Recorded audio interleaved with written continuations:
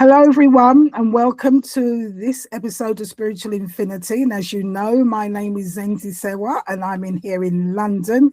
And my guest today is Shannon Michelle, and she's in sunny LA.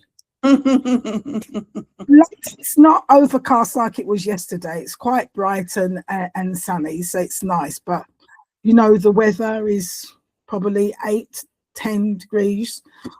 But Shannon's in very nice warm weather. I could do with that heat. We all could.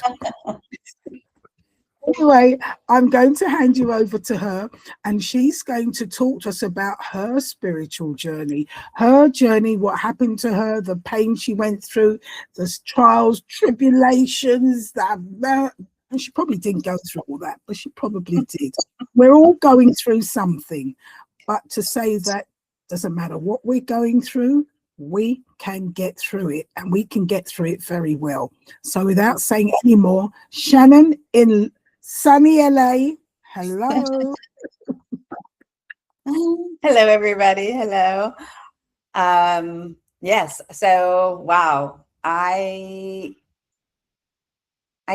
tend to do a moment where I remember I'm on reset in a way, because my short-term memory is still messy. So I have things I do on my hands. I'm like, don't forget. Let's start there. So I was in a severe motorcycle accident, and it was so severe that they didn't think that I was going to make it. I mean, like, Pacific Coast Highway, somebody did an illegal U-turn. They did a U-turn and ran right into me. It threw me up from what I've been told, 30 to 40 feet in the air, crashed me right down on my head, broke my body, like all my parts. I mean, certain things are obvious now, but literally like every part of my body and my brain was broken or beaten or torn into a place where, yeah, like it was severe. And it was, for me, awakening as well. But that's what led to, they had to keep me in a coma for 2 months.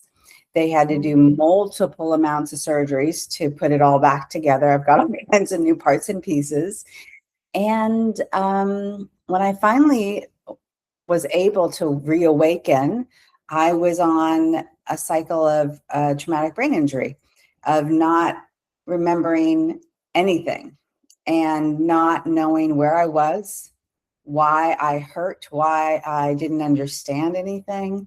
So I had to go in a cycle of rebooting and relearning myself over and over again, to the point where I had to learn to do it in a way that I could remember. And I didn't have to keep re-asking or retelling the same story and not knowing that I had, at the beginning, I had kept repeating over and over again.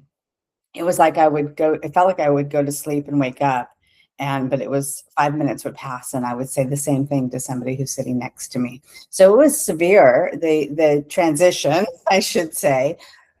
Today, I'm so much clearer and healthier physically and mentally with my journey. But it had taken a while to get to a place where I could learn how to retain things. And when you're learning to do things, for instance, I ran my own company for 25 years and I had furniture stores, and I woke up and I didn't know what a cell phone was, a computer. I didn't know how to read. I mean, everything had been kind of deleted in a way, and I had to relearn all of those human processes, and retain them, find ways to retain them and retain them and retain them. And so I would wake up and I would speak into my phone, because I was at a nursing hospital, and they'd say, "What do you want to eat?" And I said, "Oh, I already ate." They're like, "No, you didn't." I'm like, I did. And I was like, the badass in me was like, I did. They say, you didn't, that was yesterday. I'm like, and I like, how can I prove this? And like, I'm taking a picture. So I had to start recording and speaking into my phone and taking pictures of my life to remember it.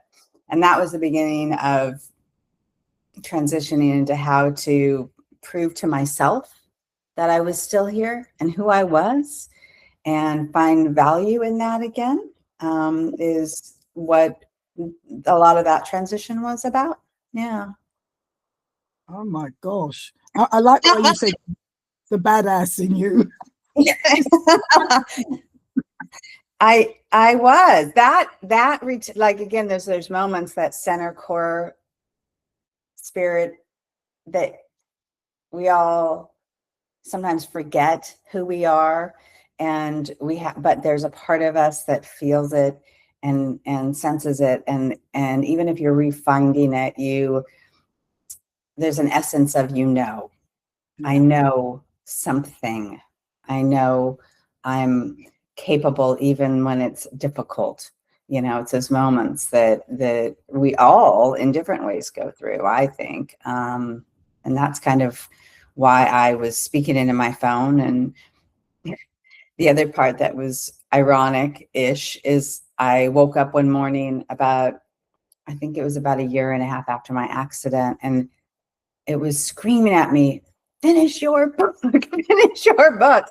And I'm like, I'm learning to read. I'll finish a book at some point, but not yet. And I thought it was telling me, learning to read, finish your book, finish your book. And it wasn't. It was basically, you have something to share. And I called my best friend and I said, I know I'm learning. And she goes, Shannon, have you looked into your phone? I'm like, yeah, I use it every day. And she's like, you've got hundreds of notes in your phone and videos. Why don't you take a peek? And she transitioned me and I was like, oh, I can help others. Everything I've been through it's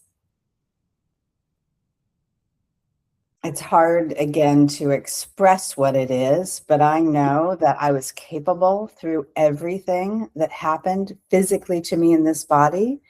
I was supposed to come back. I needed to share where I had been, because I do remember being mid-state.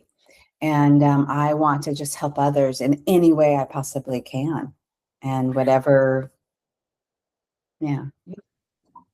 You said mid-state. When you were unconscious and you were there in that coma, did you feel yourself go anywhere in that time?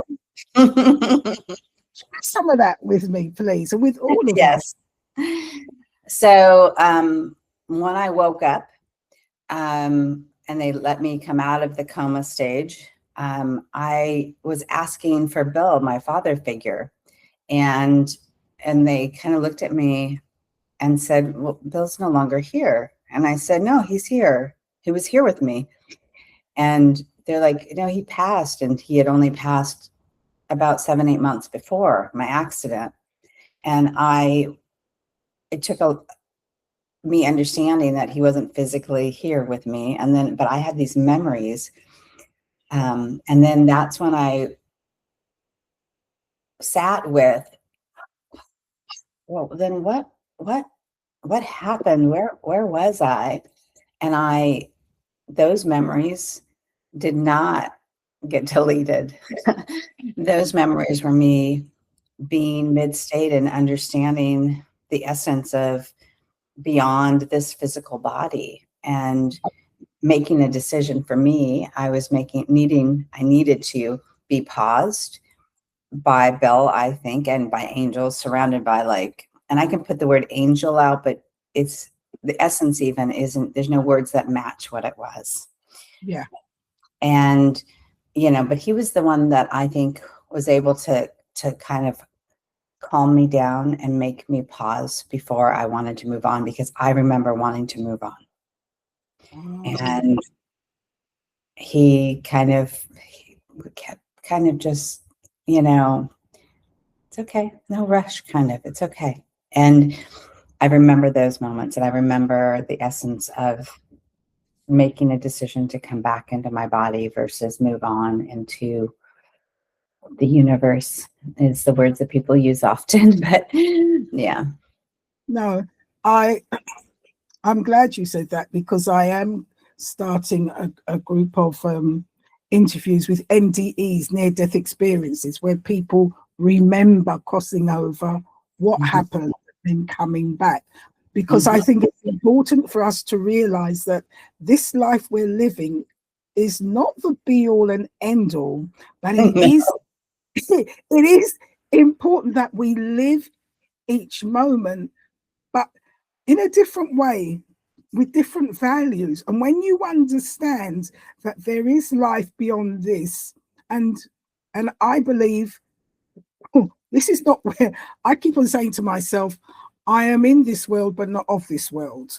Yes. And I don't believe we all came from here. We came from somewhere, come in, we live, experience, learn, do what we need to do, and then when it's time, we go. Yep. And when we go, it's so beautiful.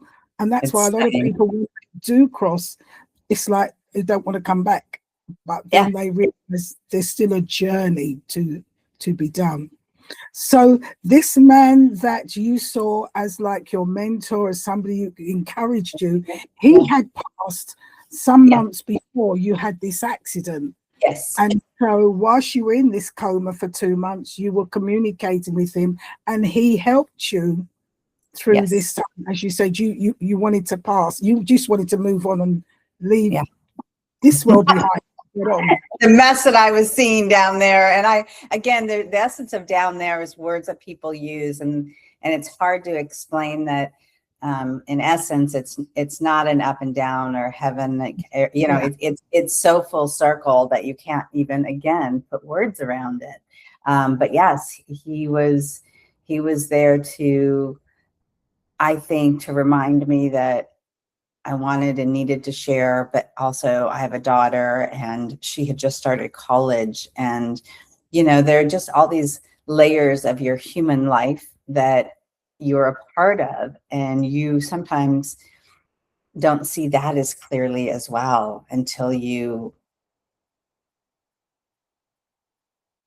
understand that it's more than just you and everything affects everything and in a bigger way. yeah. That each of us has a gift. Each of us have come for some reason, not only just for ourselves, but we're part of the whole. So we affect. And if we're here, not just for ourselves, but for your daughter, whatever is our, I say mission, whatever is our I part, agree. we Yes. have to continue it. Although And sometimes we feel we want to let it go, but we have to continue it because we're part of that fabric. And not until yes, time to let go can we let go. yes, absolutely. So, Shannon, you were there for 2 months, sleeping nicely, but in that 2 months, you were having operations done to you Oh yeah. until it was, I suppose, safe for you now to come back to this world. And Hmm. I'm sure in great pain as well. Hmm. Knowing that you saw the other side, were you quite religious before this accident happened? I don't know Or that I you was religious. I wouldn't put religious around it. I think I've gone through phases where yes, I've always had a very strong belief in the spiritual existence of all of us, and I found a lot of faith in different ways throughout my life.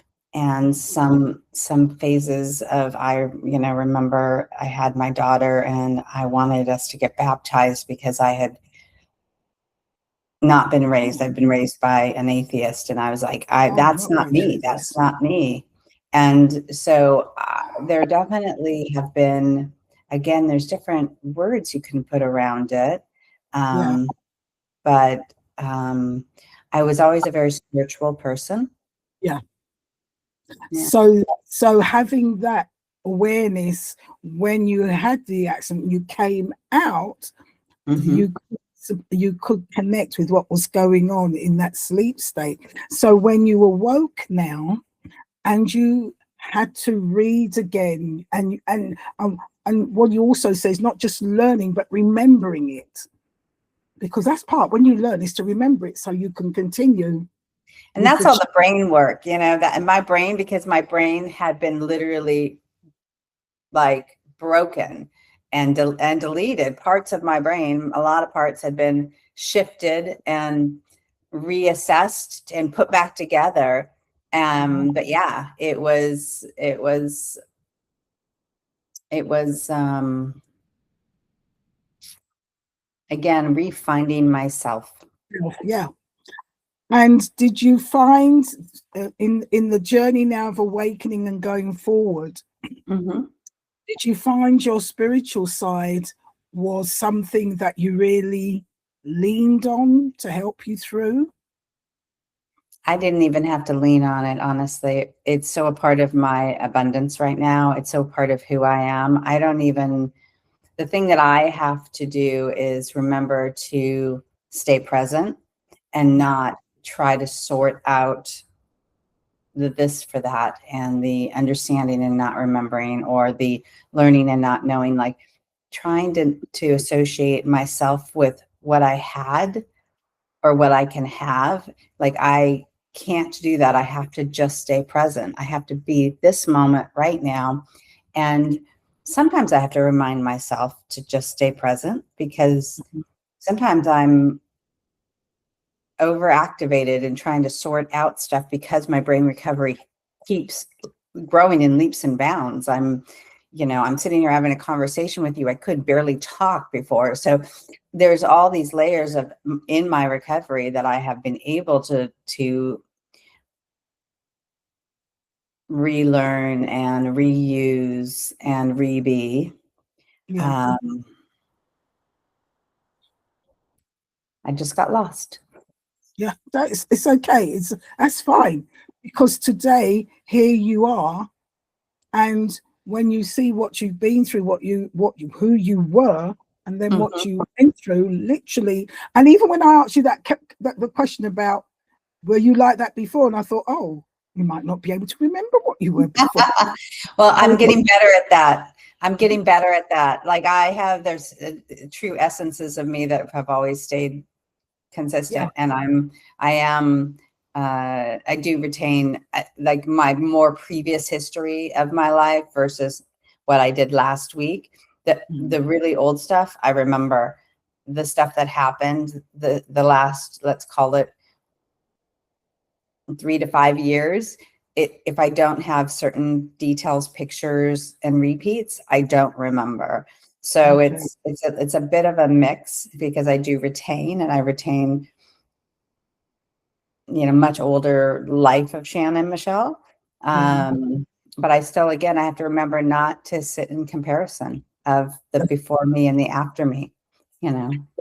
Now, that's interesting, because as you said, you don't sit in comparison, and this is what we're doing these days. This is what we're saying to one another as we move through our life, not to beat ourselves up that I should have, could have, maybe didn't.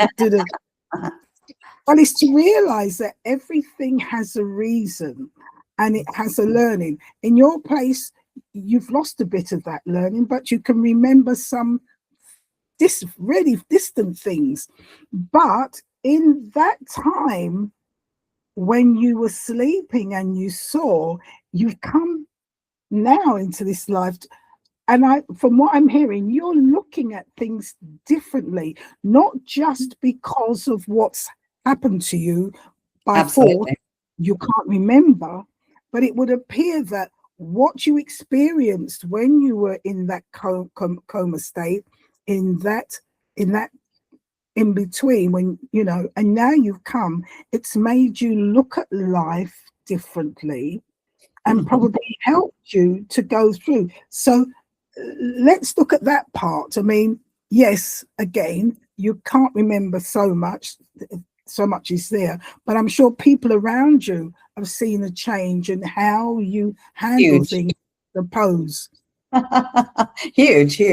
Even what I have realized is that the people that I have stayed connected with, reconnected with, and or have separated from in ways have a lot to do with needs and wants of you and your human body. And so there is a certain level of people who stayed so constant and caring and took me for me, however I showed up. Yeah. And it was, again, it was not easy, not pretty, not something, and it was hard to understand, to know somebody to be a certain way and to be so completely opposite and like them and enjoy them equally is a balance of kind of the yin and yang of positive, Yeah. negative, and, all of that. So I'm smiling because you hit on something. You hit on something when you said some people fell away because they couldn't accept you for who you are. And there are those who did accept you. But it sounded to me that those who accepted you for who you are, it was a surprise to you because you were opposites. And yet yes. here they are helping you through this time. Whereas if you hadn't gone through those times, or you probably wouldn't have connected with them, or they're not really your vibration. But here you are now. Boom. And I would say that, again, the way that we can understand how we can accept the receiving of things as well as the giving of things. The previous me, all I could do was be a good giver. I was a supporter. I was a doer. I was a fixer, but I didn't do very well at expressing who I always was. I was always hiding from my childhood. I was always hiding from people knowing certain things. And there was a part of me that, with this new brokenness of, I was so open and vulnerable, and people truly got to know the real me, the solid me, not the partial, fixed up, version of me. So I think that, as well as people, trying to accept the give and the take from people. And some people love to give and take, and they aren't in balance themselves, so they aren't comfortable with the uniqueness and newness of me. And some people are like, I'm all in, like, let's go. Who's this person? Tell me more about her. And but you also, for me, I had to find a place of acceptance with not being responsible for how people showed up or didn't show up, because that's not on me. I at the beginning of my recovery fell into, I'm so sorry, and oh my gosh, this must have been terrible. And then it was like, Shannon, you can't survive if you're worried about what you think you did to somebody, because actually what happened to you, not to them. They were obviously shocked and whatever words they want to use to say, going through not knowing if I was going to live or die. My daughter, like, I'll give you a perfect example. So my daughter had just started college when my accident happened. So my her father, who we weren't together as partners anymore, but we were very good friends, and he got the phone call because he was my living trust guy, and he had to make all the decisions. And he literally got the call that she's pretty much, we don't know if she's going to make it through the night. He got in his car, drove up, picked her up from college so that he could tell her in person and bring her back down to sit next to me in a hospital bed, not knowing if I was going to live, and then not knowing, once they knew I was going to live, if what they were going to get back. And that transition of learning how to accept something or somebody for who they are in the moment, and stay present with them and learn from them, and gain, or whatever it is that you're needing to learn in your life, again, is you staying present and paying attention. Like, just stay open and present, and that is the most empowering thing that any of us can do. Yeah. No, I hear you, because, as you said, you were this this person who may not survive, and here is your estranged partner or ex-husband now having to step up with your daughter to bring her and help her through it and be there for you as well. Yes. Yes. And just to, maybe personal, is he still around? Oh yeah, we're still, yes, Because he's, you were he's a good, we were, even though we weren't together as partners any longer, we were always very loving to each other and respected each other in such a beautiful way, and kind of took care of each other from a place of kindness for our daughter. And we still do. I mean, there's not a lot, and there was obviously a huge amount of communication and showing up and all of that during the recovery stages. But now, it feels like it's back to normal-ish. He's not so worried about me. He also said to me, I remember him saying, I don't ever want to go through something like that again, because he had to be responsible for making decisions about me living and dying and what would happen with my daughter if I didn't come back. He went through a lot as well. Yeah, and that is, so when I say so nice, I don't mean the pain of it, but to know that he was willing and stepping up openly. And that is what it's all about. Just as you said, now there's people around you that you probably wouldn't have wanted around you before because they didn't fit in.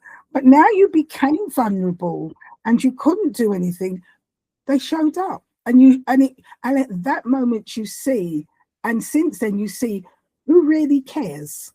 Yes. Regardless of who you are and regardless of what you are, who will accept you for who you are with their hearts. And that is so important. And we don't realize that in life. It's so big. It's so big. Yeah, it is. It's, again, it's the self-care, the self-kindness, the beauty of brokenness. All of those things are so important for us to learn and grow and expand in this, in this human body, and expand even more outside of that once we move out of this existence. So yeah, we're so much more. Yes. There's one other thing that I sometimes forget, but it's super important, because it's another moment post my accident where I had to accept and relearn who I was and make sure that I wasn't just trying to fix things. Is about 1.5 years after my physical accident, I was diagnosed with breast cancer. Okay. And I had to go through a whole, my daughter, I remember my daughter, I called her, she was in college still, and I'm like, I've got to tell you something. And I started laughing when I heard, I'm thinking to myself, everything else I've been through, cancer, whatever. And she was like, yeah, okay, well, it's like, and she's like, no, Mom. She said, because I said, I just want to keep working on my brain working and my body and blah, blah, blah. And she's like, no, you actually have to put those aside and focus on your cancer. And I needed to learn that sometimes we have to put things aside and focus on what's present and not what we think we need or we want, but right here, right now. And that was a huge lesson for me as well. And, yeah. Oh my gosh. And I'm hoping you're going to say everything's okay with that now. It is now. Yes. I had 2 surgeries and I had to go through, 6 weeks of radiation, but I've done 2 checks post well, more than 2 checks, but 2 more distant checks. And yes, I am, as I sit today, I believe I'm cancer free. You've gone through a lot: near death, being in a coma for 2 months, brains damaged, had to learn to speak, read, do so much, and then having to face that. It was like, I nearly went, anyway, here's this, well, let's look at this and get this sorted. You've got that sorted. And with that now, where are you today? How, well, I can't, you know, even to say, how has that affected you today? It's affected you a great deal. It's made you, Yes. it's like a total different person had to come out of this. All sides of me have been rebooted and reformatted, or whatever words you want to put around it. But I thankfully sit in a place of gratitude for breathing, for I have a lot of connection, so I get a lot of spiritual guidance and I'm spoken through in a way that it's hard to explain. And I know that I am here to do that as well. And to, it's just in an essence of giving as much as I can within where I sit today is all I do every day. Is like, how can I be here and take care of myself first and foremost? Because that's first and foremost. Did I get my cup of coffee or my tea? You know, whatever that might be. And then I have to just, again, sit with how I'm feeling today. Today is a good day. I physically am a lot better, but I still, you know, I'm still dealing with some visual and physical kind of unbalance sometimes. Yeah. Yeah. And but I drive now. Like, I didn't even know what street I lived on, and I didn't know where to walk to. And now I'm like, now I know where I'm at. Now I know I can drive, you know, and I'm again, my goal is I'm hoping people are able to take a peek at my website and what I do, and I can communicate with others who, wherever they're at, so that I can be supportive for them if they need to give a call or have a conversation or have the guidance moment. That's where I sit, you know. Now, you said that you do get that communication where you can help guide people, and you have your website. Now, gone through, fast forward, we're in the present. How do you use your present you through all that you've done to help people? Now, you've mentioned the guidance. How do you use that? And you've got a website. So tell us about what you're doing today. So I have a beautiful website, stepintoyourmiracle.com. And it started with my publisher. I have a published book, Step Into Your Miracle, as well. And oh, here, see, these are the things I forget. So my daughter drew my cover. Oh, lovely. Isn't that gorgeous? She drew this for me. So she's a part of, I mean, she's obviously been a part of my life and my recovery, but I remember the publisher's like, you know, we've got to get somebody to draw the book. I'm like, let me ask my daughter. And she's like, yeah, Mom. I'm like, and she made it just gorgeous. And so, yeah, so I have the website, I have a book. I have just gone through quite a few speaking engagements, and we're, you know, they're putting other things up on the calendar within my website. And you can email me and, you know, ask me any question or set up a class. You know, there's an essence of me doing classes once a month and communicating with others one-on-one if they want. And that's all on my website. So take a peek. Right. So when you say you have classes and you're talking to people one-to-one, is that through like a mediumship? Is it through just giving advice? And how does it work? I would say that it's in a way that people can be seen and heard, and they can ask a question and have some guidance through whatever the moment is that they are sitting with in that present moment. And it's often so difficult to put words around who I am and what I'm doing, because I'm figuring that out as well. Like, how do I explain that to somebody? But it happens and it's beautiful. We have these classes and literally we do a Zoom and, 10 women are sitting and I say to them, in this present moment, what is a word that speaks to you? And that's the thing that I try to have somebody focus in on is, their self-care and what's spoken through them, if they can start listening a little bit more. And yeah, so it's actually trying to encouraging people to listen to that inner voice, to be aware of that inner voice, which it happened to you in this accident. You were always spiritual, but it's intensified through this accident and making you aware. Yes. Yeah.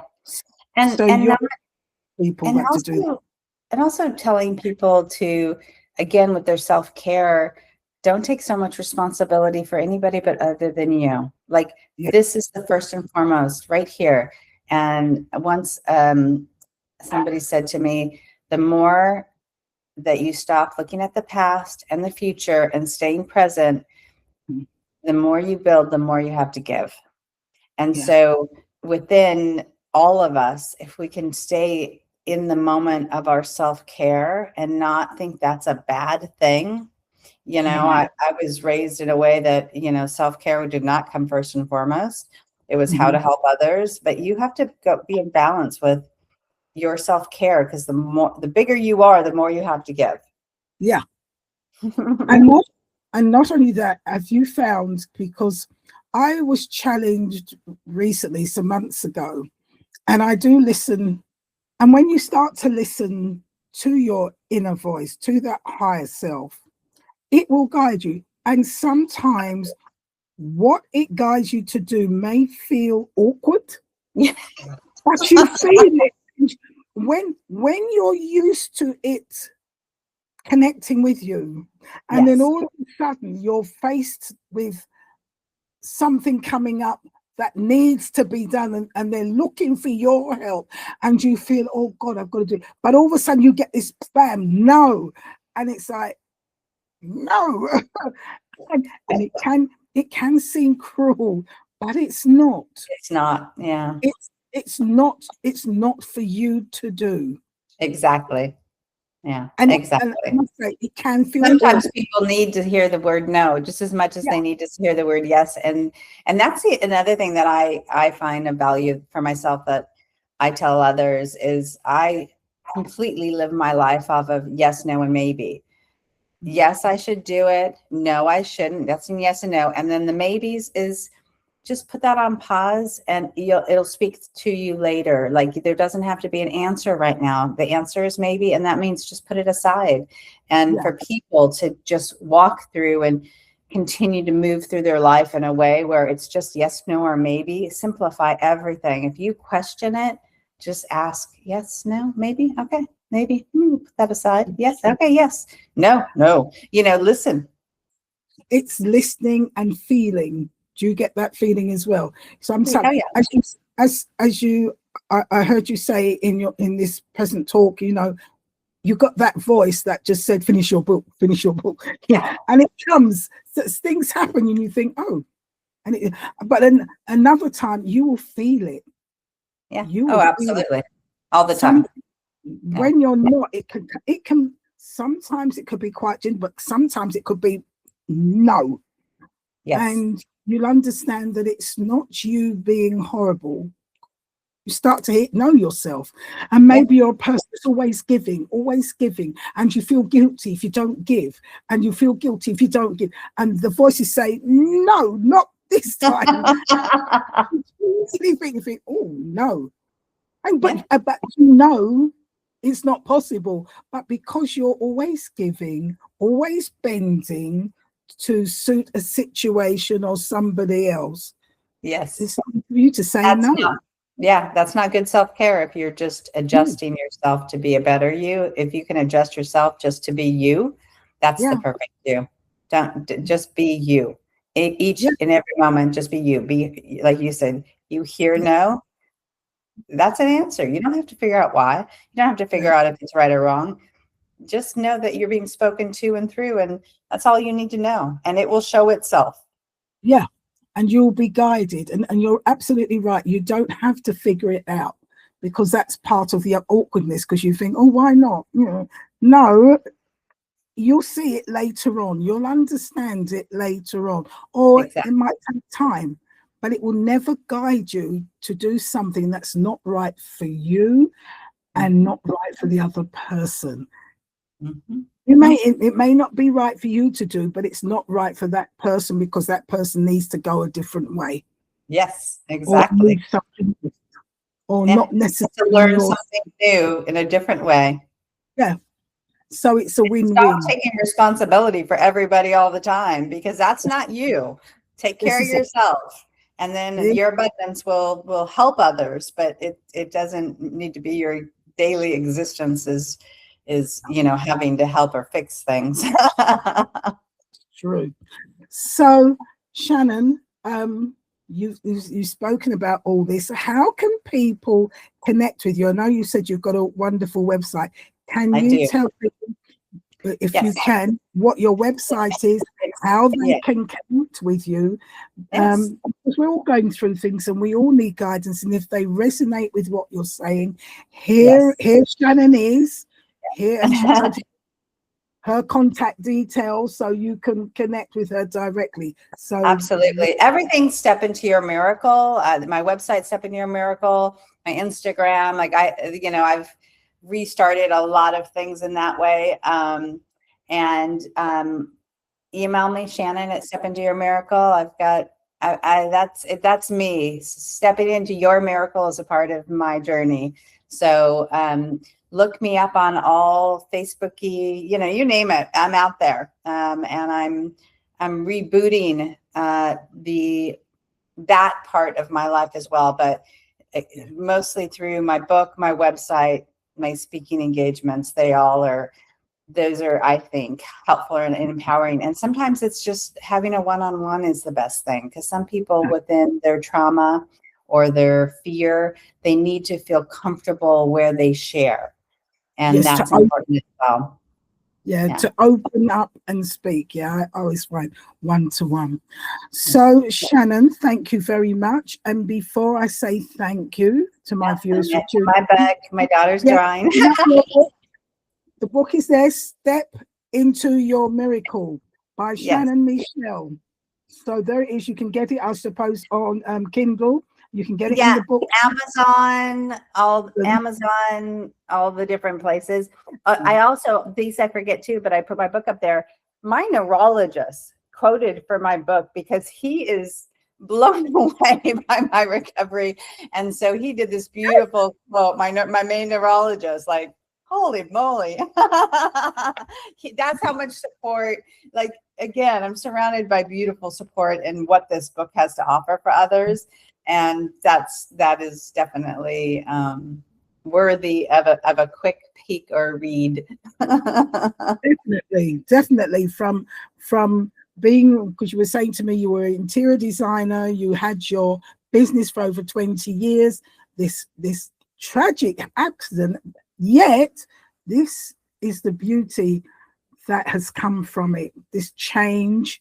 And it, well, I can say it's well worth it. Of course it is, because we all have a mission, we all have a journey, and how we use that and how we're guided is so very important. So Shannon, before we say goodbye, can you leave us with one or two golden nuggets, tips for our viewers?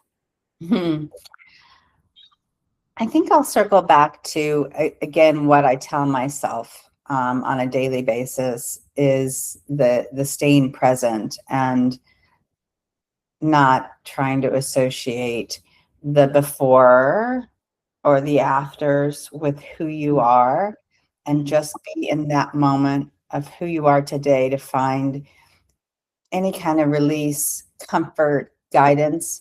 Just continue to stay present. And that is not easy to do. Even though it seems simple, try it. Do you know, this is what comes through to a majority of my guests that I have, and in this spiritual journey, it's always to stay in the present. What went before is an experience. It's gone. It's okay. Don't beat yourself up. That's okay. Leave it there. And what is going to happen only happens from what you're doing right now.